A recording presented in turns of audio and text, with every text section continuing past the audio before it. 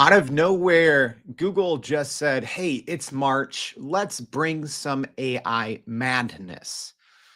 Because out of nowhere, Google just had a huge drop of new AI updates, both to its Gemini models and even outside of that with some new small language models and robotics. Like, where did this all come from? So, today on the show, we're going to be looking at Google's surprise AI releases, what's new, and how it changes the LLM race. All right, I'm excited for this one. I hope you are too. But what's going on, y'all? My name's Jordan Wilson, and this is Everyday AI. Welcome. This thing is for you. It is your daily live stream, podcast, and free daily newsletter, helping everyday people like you and me not just learn AI, but how we can actually leverage it to grow our companies and our careers. If that sounds like you, welcome. This is your new home.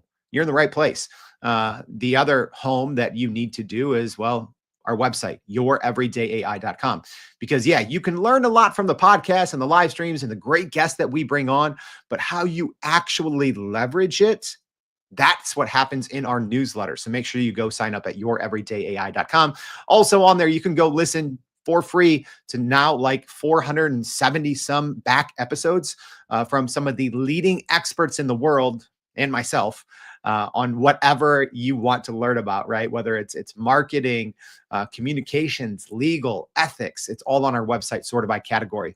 All right, if you want the daily news, go check that in the newsletter. Sometimes we, spit that out right before we start our podcast episode, but there's so many Google updates today. I'm like, I don't want this to accidentally turn into a 50-minute show.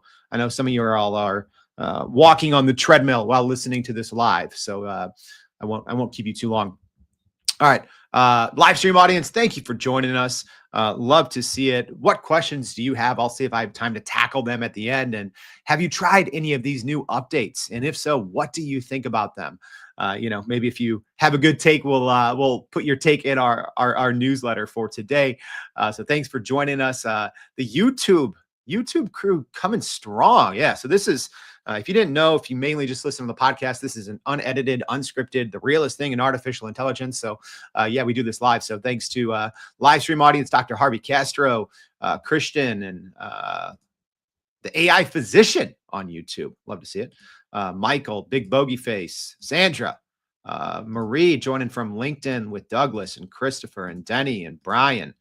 Thank you all for tuning in. Woozy, good to see you. All right, let's get into Google's surprise AI releases. Y'all, this came from nowhere. Like the amount of new AI updates that Google has released over the last 3 days, it's like their Super Bowl, right? Like, so we all know back in December that OpenAI and Google kind of had this back-to-back, AI release fight, right? Like it was huge. OpenAI had their 12 days of OpenAI, and Google kind of out of nowhere, I think, came in and stole the show, maybe. But generally, when these AI updates are coming, right? The company might say something, they might hold an event, a release, right? This was out of nowhere. I was not expecting this. And I think most people, unless you worked at Google, were not expecting everything that Google just updated over the past couple of days. And, we've been recapping them in our newsletter. And I was like, wait, this is so much. Like, what is going on? All I know is, especially if you are a fan of Google's models, if you use their Google Workspace, for your organization, some huge things here. I'm not even going to be able to cover it all because there's that much. All right, let's get also FYI, is anyone else going to be at the GTC conference at NVIDIA? So that's I'm going to be there next week, actually starting Sunday, but I'll be there from the 17th to the 19th, but the conference goes through the 20th. So, hey, if you are going to be at the NVIDIA GTC conference, make sure to holler at me. So I'm excited to be partnering with NVIDIA to bring you all a lot of exclusive insights. We actually have something fun that we're working on with the NVIDIA Inception program, right? They have thousands of some of the brightest startups in the world in the NVIDIA Inception program. So I'll have more details on that for you guys next week, but I'm extremely excited. And if you don't know, essentially NVIDIA powers AI, right? Like across the world. Most of all the biggest companies are using NVIDIA's GPUs to create their AI or create the AI that we all love and use. So, it's going to be some exciting updates coming there. All right, here's what's new. So there is an updated version of Google's Gemini 2.0 Flash Thinking. Google's deep research got Gemini 2.0 Flash Thinking. All right, so it got upgraded and updated to the latest model that Google just released. Now we have Gemini with personalization updates, which some people might not like. I personally love it. Then we have Gemini 2.0 Robotics. We have NotebookLM updates and Gemma 3, which I think is probably, of all these things, even though I'm not going to be using Gemma 3 a lot personally, aside from some testing, I think Gemma 3, which is Google's kind of small language model, might be the biggest deal out of all of these, right? And we'll get into that. I'm going to cover that at the end. But this is huge. This is huge. So I'm excited to talk about a lot of these.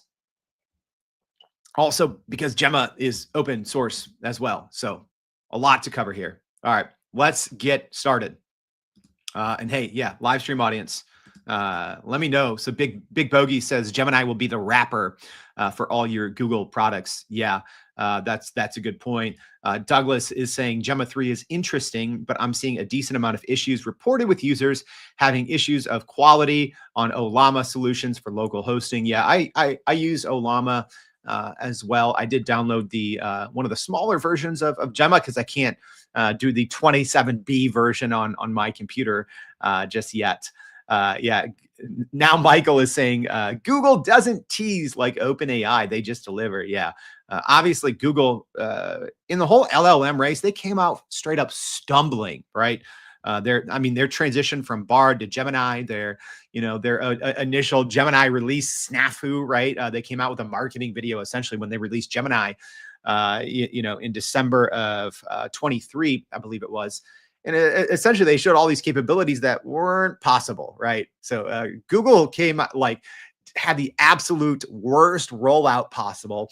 I think they were extremely far behind until mid 2024. Right around September, and then and then in December, like I just talked about, I think Google went from like, oh, okay, they're number 2, number 3, right? Probably around September of 2024. Until that, I'm like, all right, they're barely top 3, but now it's 1A, 1B with OpenAI and Google, and I think they're constantly flip flopping those spots. All right, so let's talk about what's new in Gemini 2.0 Flash Thinking. Okay, so without going into too much detail, right? If you listen to this show, but there's essentially now two kinds, or two very distinct flavors of large language models, right? You have your kind of quote unquote old school transformer GPT type models, right? And that's your normal Gemini 2.0 and Gemini 2 Pro. And then you have your reasoning models, right? These are models that kind of use, chain of thought. They use this step-by-step thinking. They kind of do a lot of the work that humans would do under the hood. So they use more compute, more inference. They take longer, but generally they give you much better results. So this is the Flash 2.0, Gemini 2.0 Flash Thinking is the updated version of that. So a couple things that are new. Number one, file upload. Improved performance, better reasoning capabilities, improved speed. Also, you can try this for free in Google AI Studio. FYI, on Google AI Studio, it's free. You get to use everything. It's amazing. There's no data protection. FYI, right? On the front end, if you are using, Google Gemini as a paid user on the front end, there's great data protection, right? It's enterprise grade data protection. Your data is not being shared with Google or anywhere else, right? So if you're using Gemini on the front end, Google AI Studio is more of a sandbox, right? It's not necessarily something where you or your company would go to get work done, if that makes sense. It's more of a sandbox, but I know a lot of people are using it as their main model, which I wouldn't necessarily, but you can, right? But you can use this new Gemini 2.0 Flash Thinking for free in Google's AI Studio, or it's available for paid users on the front end of Gemini. And paid users now get a 1 million token context window. That's love to see it on a reasoning model, right? I haven't talked about this a lot yet, but I'd say in mid 2023 to 2024, all the rage was around RAG pipelines and so this retrieval augmented generation. And I think the long context windows are going to make RAG a little less important, right? I still think RAG definitely has its benefits, right? In terms of accuracy, but I don't know if a year or two from now, we're going to be as concerned or talking as much about RAG pipelines, just because these context windows. I mean, the fact that we have a 1 million token context window right now, that means you can dump in hundreds of documents, hundreds of pages worth of documents, and for free, or sorry, for basic paid users. Google is going to be able to, Google Gemini is going to be able to remember it all in this new version of 2.0 Flash Thinking. All right. But I think one of the biggest things, and this is what's on my screen now, that people are going to be talking about is inline image generation, right? Using Google's Imagine model. And it's really good. So I just did this example. I was playing around with it a little bit last night. So I said, and this is inside Google AI Studio, this is just a simple prompt, y'all. This is how I actually use models, but it's easier for screenshots, right? So I said, write a long form blog post about why tourists should visit Chicago, make it very detailed, and create photos of the most historical stops, right? So this is something that people might do, right? So you might be writing, I don't know, a blog post for your company or updating something, on your website that's super old and it needs visuals. But okay, so not only, and again, I'm accessing Gemini 2.0 Flash Thinking in this instance through Google AI Studio, and the output format you'll see you can set to images and text, right? So this is amazing. So then look at this. This output. So it literally writes me a blog post about the top places to visit in Chicago. Then it creates AI images of those historical sites in order, right? Which is so good. It's so good, right? This is one of those small features that when I used it, I was like, huh, right? Kind of at a loss of words, just because this is something I used to do, right? I've been, uh, obviously I have a background in marketing and content writing and as a journalist, right? And this is stuff I had to do all the time, spend a long time writing a good blog post, go find photos that you can legally use, right? Sometimes this is a process that would take a day or longer, right? Gemini 2.0 Flash Thinking just did it in a couple of seconds and at a very high quality, right? You can't see it maybe too well on my screen here because I just have a screenshot, but these AI images were really good, right? And it went along with the content. So think about what that means and can mean for your business, right? I mean, number one, there's no need for you anymore to have those, old, terrible stock photos. Like, sorry, you shouldn't, right?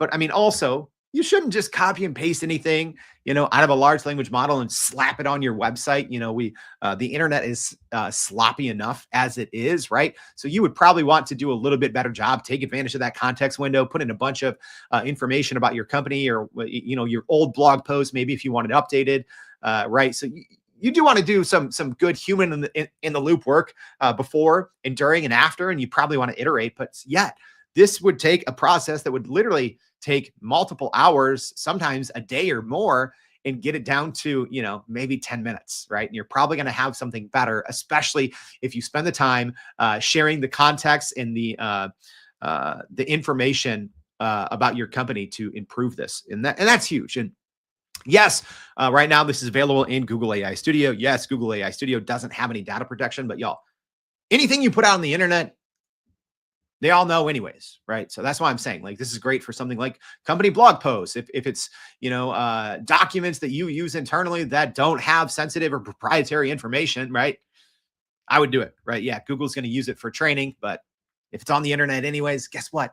Google and OpenAI and Microsoft and Meta and everyone else has already gobbled it up. All right. So that's a big one. That's a big one. All right. Next. And this one, even though I think Gemma 3 might be the biggest update, the one I'm most excited about might be deep research. All right. Because now we have kind of this deep research 2.0 because it got Gemini 2.0 flash thinking, and the deep research product is completely different now. All right. So the way that in first, everyone's like, oh, who was first with this deep research? So technically, Google was the first to release a deep research product. And then throughout, January, February, March, everyone and their mama released a deep research product, right? It's all the rage, right? So obviously OpenAI's is still the best. We got deep research from Perplexity. We got deep search, which is the same thing from Grok, which when it first came out, I'm like, this is terrible. It's actually improved a lot. The Grok deep search is actually pretty good now. If you listen to the show, I'm sometimes hard on, Twitter/X/Grok. The Grok deep search is actually pretty good now. So Google's deep research was the first, even though if you go back and look at reports, OpenAI was reportedly working on this back in May. So, they were the first company to be tied to this deep research, although Google was the first to market. Their first version of deep research worked completely differently. So I've only spent maybe about an hour with this so far because it's brand new, but it works differently. So the first version of deep research essentially used cached versions of pages, and it just kind of ingested it all at once in one giant step, right? Which was great, right? I think there's pros and cons to that approach. So the depth and detail wasn't always there, but it did do a great job at very quickly kind of synthesizing the information that humans would go out and want to do anyways, right?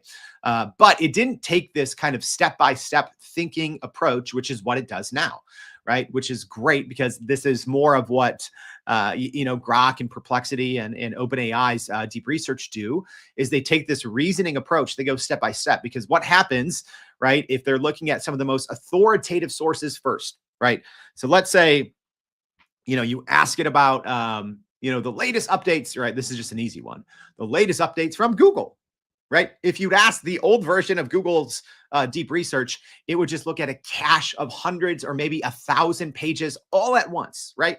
Not knowing that maybe 95% of those sources might not make sense now because Google over the last 3 days has just released all of these new updates, right? So now it's going to start in kind of a step-by-step fashion. So it's first going to do some high-level research, and it's going to find out, Google just had a bunch of new updates. So, if the user is asking about new updates from Google, we should then focus the rest of the search just on those things, right?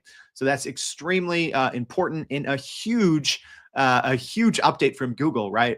So I haven't used this enough to test it to see if it's going to be on the level of OpenAI's deep research. I did a whole show on that. So if you're very interested, you can go back and listen to it, right? Perplexities was pretty bad. Hallucinations were off the charts. The old Google deep research was pretty good. It had some hallucinations.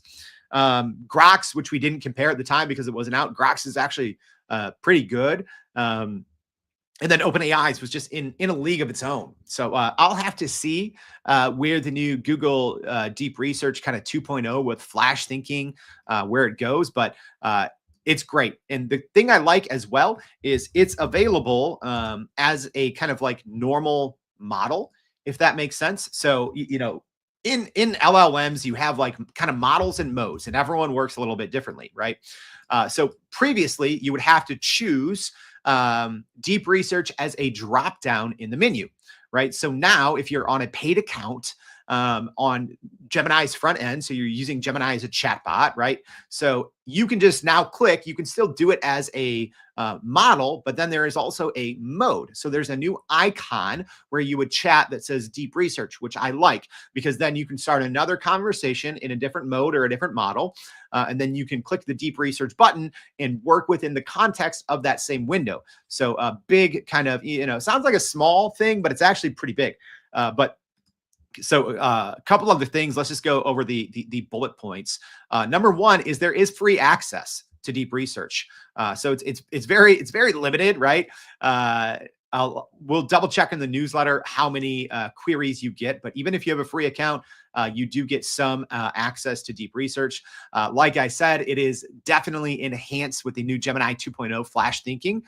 So essentially it uses reasoning that improves the planning, the searching, and its ability to synthesize, which ultimately gives you better, faster, deeper report generation. That's just, the quality is going to be much better.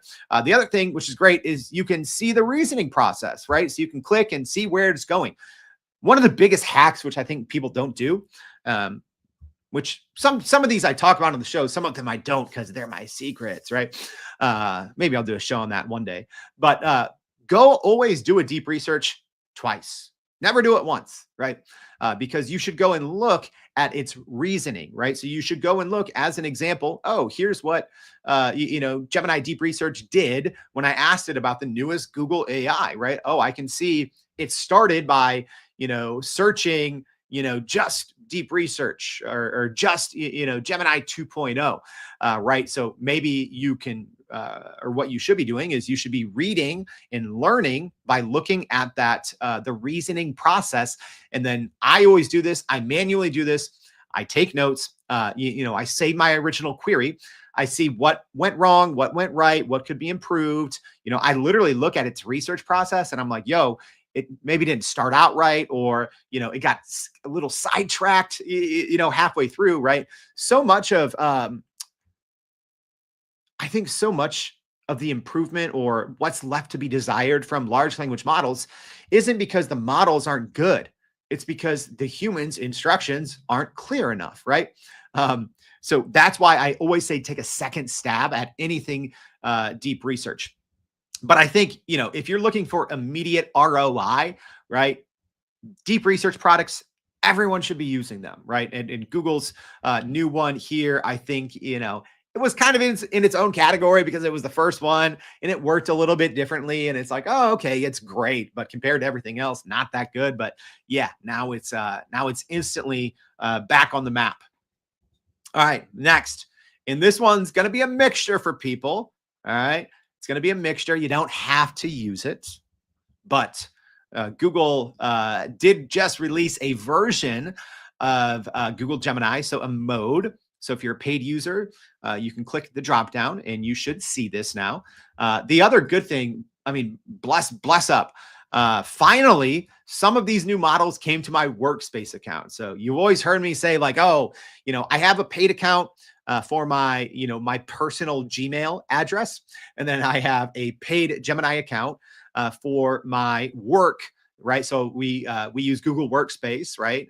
Which used to be called G Suite, and they've had like 30 other names for, for whatever Workspace is now, the past 5 years, right? But I'm finally seeing some of these new modes available in my paid Workspace account, which is great because I'm like, what good does all of this do, right? All these front end Gemini updates if I can't use them with my work data, right? So now many of these updates are available inside my paid workspace account. So keep that in mind. You should probably go check for yourself, but not all of them. So as an example, the only one I don't have available in my my paid workspace account is this one, the personalization. So that's only in my my personal Gmail. So maybe they won't be rolling this out to workspace accounts. But if you have a paid Google Gemini on your on your personal Gmail, so that's just like at gmail.com, right? You will have this, or you should have this personalization. So it probably goes without saying like what this does, but it literally uses your Google search history to improve your and to personalize your Gemini queries, right? So essentially now Gemini can connect with users' search history to improve the context and responses. And there's going to be future integration with Google Photos and YouTube. All right. So yeah, a lot of people are going to look at this and be like, oh, this is a privacy, right? Privacy issue. I don't want Gemini, having my Google search history. I don't care. Take it, right? I'm one of those people. And like, I feel there's this is a very polarizing issue. I don't care, right? Meta, take my data, even though I don't use Facebook or Instagram or WhatsApp, right? But I use Llama, I use Meta.ai, right? Meta, take my data. Google, take my data. Microsoft, take my data. I don't care, right? I would love to see more personalized ads, right? I can't wait. Why does my Google TV? Why does my Google TV? All right, that's what I use for cable or whatever streaming. I don't know, or my YouTube TV. Gosh, am I 90? But why does my YouTube TV not have this feature? Right? I want my YouTube TV to just show me like ads for AI or ads for, I don't know. Like I love North Carolina basketball and Chicago stuff, right? So I'm fine, and I'm looking forward to trying out this new personalized version of Gemini. But the problem is, like I said, it's only available on my personal account. And for the most part, when I'm using Google, when I'm doing Google searches, I'm doing it under my workspace, my work account. So that doesn't have the feature right now. So I very rarely use my personal Gmail for any searching. So this also does use the 2.0 Flash thinking model. Also, users, so there are some transparency tools. So users can view how Gemini uses their data sources, including past chats and search history.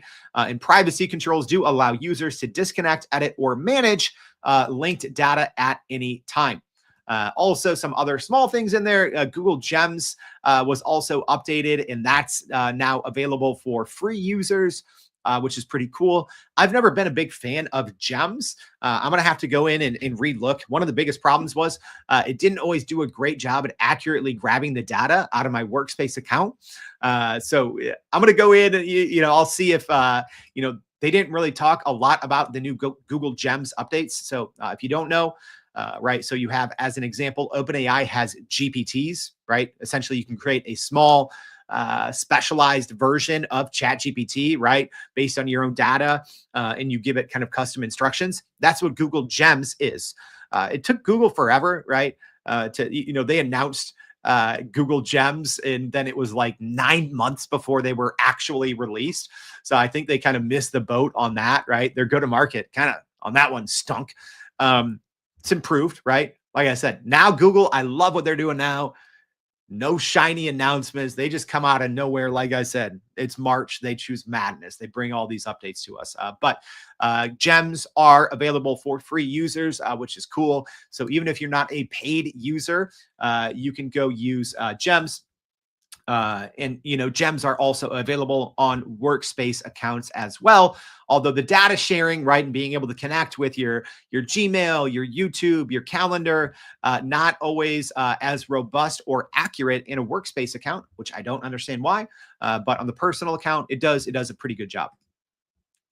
All right, there's more, y'all. All right, this might not be for all of us. But I think the implications on this are pretty huge because Google did announce Gemini for the physical world, or Gemini Robotics, based on Gemini 2.0. All right, so essentially Google's like, yeah, this is good. Gemini 2.0, here's a version of it for robots, and this is really going to impact the physical world. All right, so Gemini Robotics integrates Gemini's 2.0 multimodal reasoning, right? So text, images, audio, and video with physical actions, which enables robots to understand natural language commands, adapt to changes in real time, and interact seamlessly with humans and environments. So it's pretty big, right? Because this, according to my knowledge, this is the first publicly available. And when I say publicly available, it's commercially available, right? But this is the first time one of the big AI labs, right? So if you're saying like, okay, that's Microsoft, Google, OpenAI, Anthropic. You could throw Mistral in there, maybe Cohere, right? As far as I know, this is the first time a company's like, yes, here is a model for robots, right? Generally, a lot of these are proprietary, and they must be good because even as an example, Figure, which is one of the biggest, probably 3 to 4 names in humanoid AI robots, they dropped OpenAI's model and they are now using their own. I believe that's called Helix.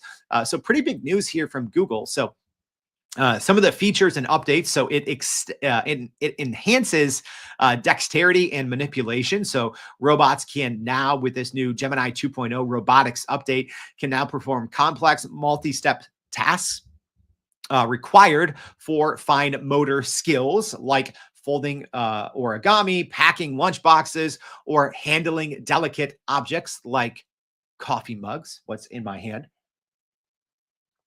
So maybe in the future, I could have a Google Gemini 2.0 robot as I'm doing this show.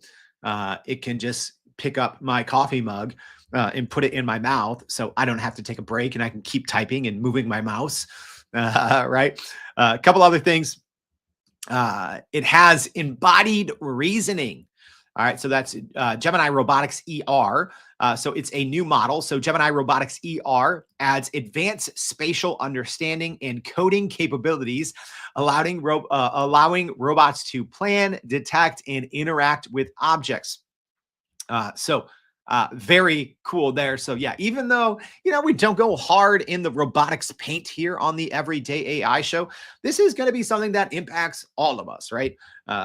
Whether you know it or want it, doesn't matter. If you listen to our 2025 AI roadmaps and prediction series, which I suggest you all go back and listen to, right? I said embodied AI, so not just humanoid, humanoid AI robots, but I said embodied AI in general is going to be a huge thing in 2025. I think 2024 was too early, but I mean, here we go. Google's getting in the game, and the biggest thing is now, people might be like, oh, okay, does this mean Google's gonna, have all these robots? No, not necessarily.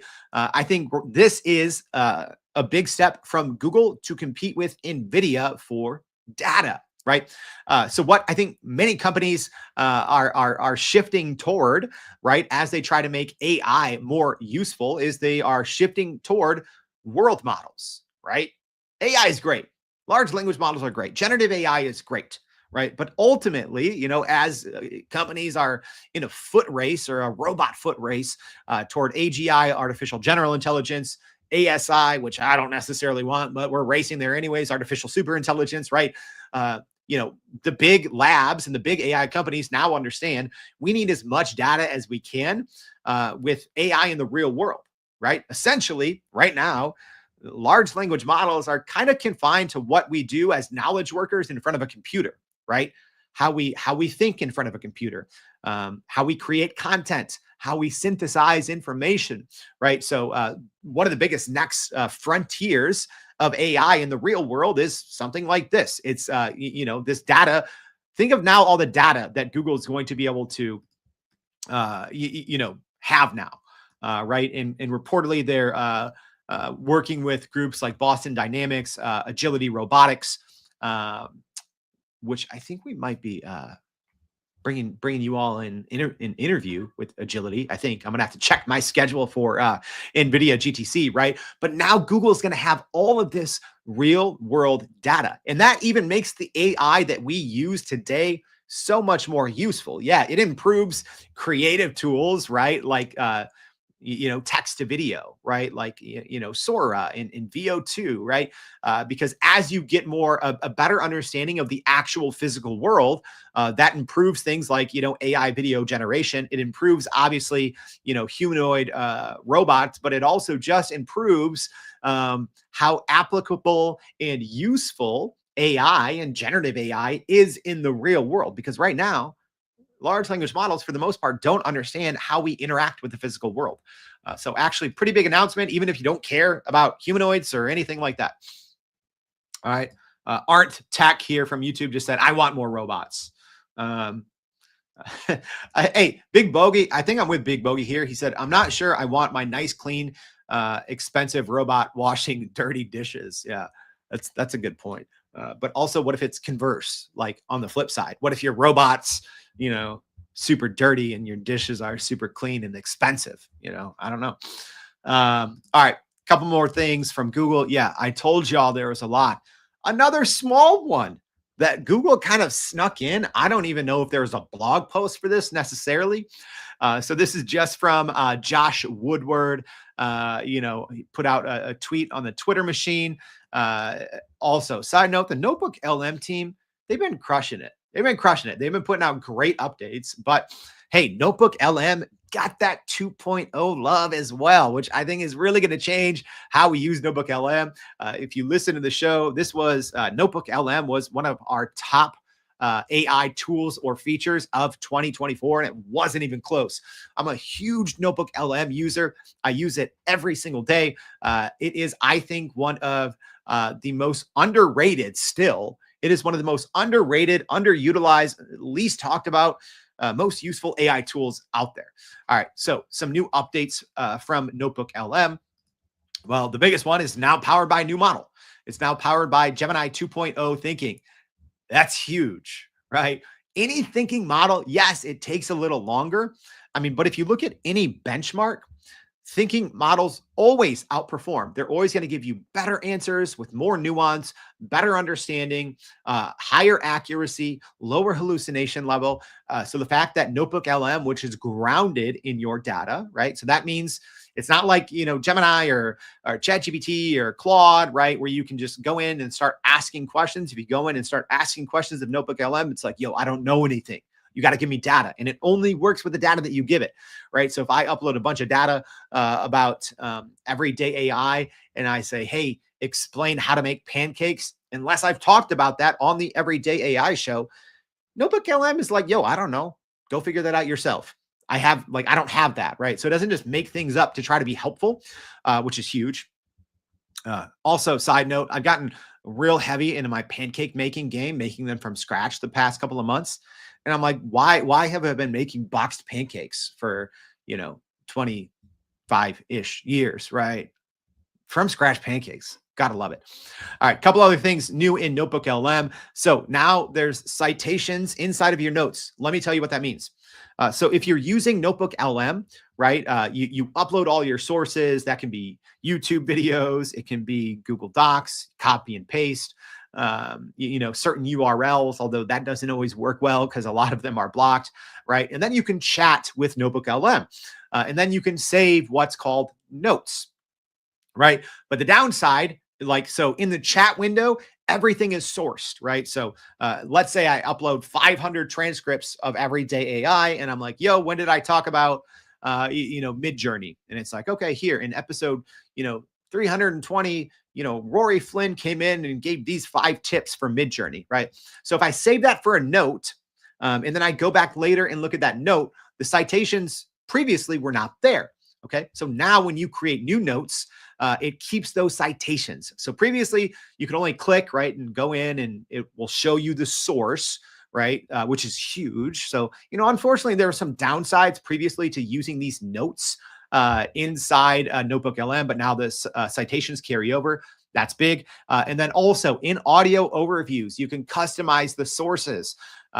So that's great as well. I used to kind of do that manually. I would, get one big notebook with all my sources. Then I would duplicate everything, delete sources. So now it's just better. So, those, the deep dive AI podcast with the 2 hosts, which are great. There's the interactive feature, which is not new, but it's still fantastic. So now you have a little bit more customization with the sources for audio overviews. Douglas says, I like this from scratch pancake recipe from Alton Brown. Highly recommend. Hey, Douglas, what about the from scratch pancake recipe from Jordan Wilson? It's honestly, I just use ChatGPT. So I can't claim anything. All right. Hey, maybe episode 500 should be Jordan's secrets to boxed pancakes. All right. We'll see. We'll see, Angie. All right. Last but not least, I kept you guys long enough.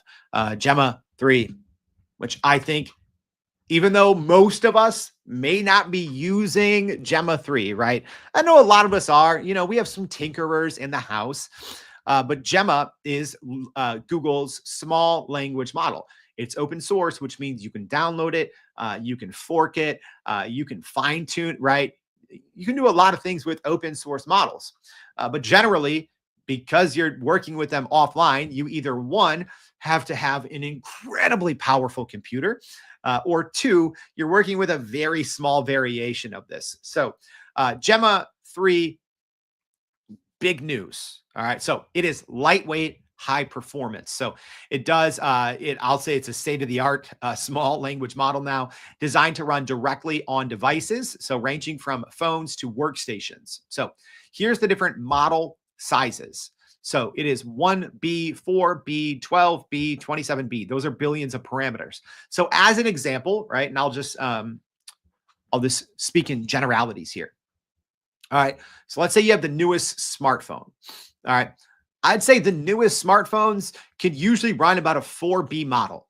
All right. So that's billions of parameters. All right. So again, what's the, like, why does this matter? Why are you talking about this, weirdo? So all the AI that we use right now, for the most part, goes to the cloud, right? So number one means it's slower. Number two, it in theory means it's less secure. Although I personally think, and maybe this is because I'm very laissez-faire with data, right? When you if you have the paid version of ChatGPT, paid version of Gemini, paid version of Claude, paid version of Copilot, you have nothing to be concerned about when it comes to your data, because you can turn off model training. You know, it doesn't show up randomly on the internet. It doesn't go to, like, I honestly don't understand why people don't why people don't choose to educate themselves on data privacy and protection when you're using a paid version of a large language model, right? People think are like, oh, well, I would never put, yeah, we have an enterprise version of, Copilot 365 or Gemini or whatever, but I would never put my data in there. It's like, oh, okay. What are you using for cloud storage? Oh, the same company. Guess what? It's the same data protection, which I don't understand anyways, right? So these small language models like Gemma 3 are great because it's edge AI, it's local models, it's offline, right? So you don't even need an internet connection. You can download them. You can go in and fine tune them. You can create your own version of them, or your company can create the own version of them.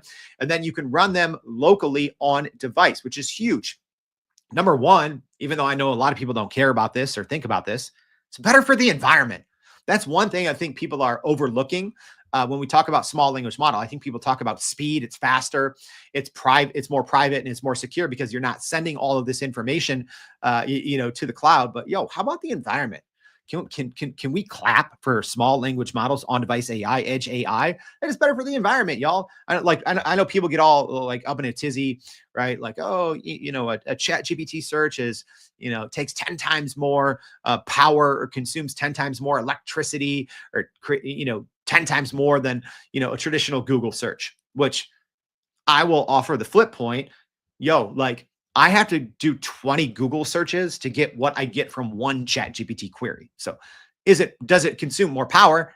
Absolutely. Are you doing fewer Google searches? Yes. Right. I barely do a traditional Google search anymore, which, gosh, Google dropped so much. I didn't even mention Google's new AI mode that they just released. So yeah, they literally chose AI violence by releasing all this.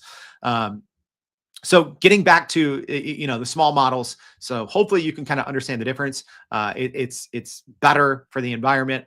It's safer. It's faster. But right now, the biggest version, the best version, the 27B, for the most part, no one can run that on a single PC, right? If you're the IT administrator, and you guys have some compute, right? You have a server rack. Yeah, you can run a 27B model. But for the most part, the average person can't yet, right? So I do think at this time in 2 years, even our phones will be able to run like a 27B model, right? Because the chips that we're all using, so the GPUs are improving, they're getting faster and cheaper. The NPUs, the neural processing units, which are like AI chips, TPUs, right? So all of these kind of AI chips that we use to create and use AI, they're getting more capable, they're getting faster, they're getting smaller in physical size. So that's why, things like this Gemma 3 are actually wildly important because I think, right, Like I said, in probably 2 years, we're all going to have the possibility or the option to run a state of the art large language model locally on our device. All right. And let me show you kind of a graph here why I think this is kind of important, right? Uh, this is the best small language model that has ever been released. All right. So if we look at ELO scores, which I know I talk about a little bit, but an ELO score, if you go to the LM arena, which I think is one of the most important things, we always look at benchmarks. I think benchmarks are great in some regards, but they can be a little deceiving because companies can essentially overfit or overtrain their models to perform well on benchmarks, but then it's like humans hate them. Right. So ELO scores. So if you go to the LM arena, I always say it's like the blind Pepsi taste test. You put in one prompt, you get two outputs. You have no clue which models they are. You choose which output is better. And that gives you what's called an ELO score, like chess, right? So the higher the score, the better the model. And Gemma 3, I still can't comprehend. This is the 27 billion parameter version. It is a top 10 model on the ELO scores, which is nuts, right? Yeah, there's dozens and dozens of models, but it is a 27 billion parameter. So as an example, DeepSeek V3 is a 671 billion parameter model, right? Everyone's going crazy, DeepSeek. And yeah, by the way, they didn't tell the truth about their training and how much it costs, right? I love this. Google put together a little chart. It said NVIDIA H100 GPUs required to train these models. And they're like, nah, DeepSeek, you didn't do this for, $5 million in your backyard. You needed like a huge cluster of GPUs, right? Like a lot of the reports said, right? I think DeepSeek was intentionally miscommunicated or undercommunicated, right? And then everyone else in the world called them out and like, yeah, that's not how it works. Anyways, Gemma 3 is a 27 billion parameter model. So it is significantly smaller than all of these other models. And it had a higher ELO score. So this is human preferences, right? Humans preferred it over, as an example, DeepSeek V3, that is a 671 billion parameter model. So I'm not great at math, but that is 30 times larger. So humans preferred Gemma 3, which is a downloadable 27 billion parameter model. They preferred the responses from Gemma 3 over DeepSeek V3, which is 20 times larger. Okay. We're not talking small multiples. It's 5% smaller, 20%. No, 30x. 30x. Gemma 3 is one of the most, I think, exciting advancements that we've seen in small language models, potentially ever, because I think this really changes not just the LLM race, but it changes what's possible, because there's a lot of things, right? When we talk about, the future of working with large language models locally, that we thought maybe were 3, 4, 5 years out. Nope. It's today, right? Because as an example, yeah, 27 billion parameter, you gotta have some juice to run that. But I believe that would run on a single NVIDIA digits. All right. So NVIDIA digits is kind of a new like supercomputer from NVIDIA. But for $3,000, you have a supercomputer in NVIDIA digits, and you can run now on one NVIDIA digits, which you can use as its own computer, or you can hook it up to your existing computer, right? For $3,000, you can run locally Gemma 3, a state-of-the-art small language model. It's going to be fast. Humans prefer it over things like DeepSeek V3, Llama 3, O3 Mini, Mistral Large, right? So it performs very, very well.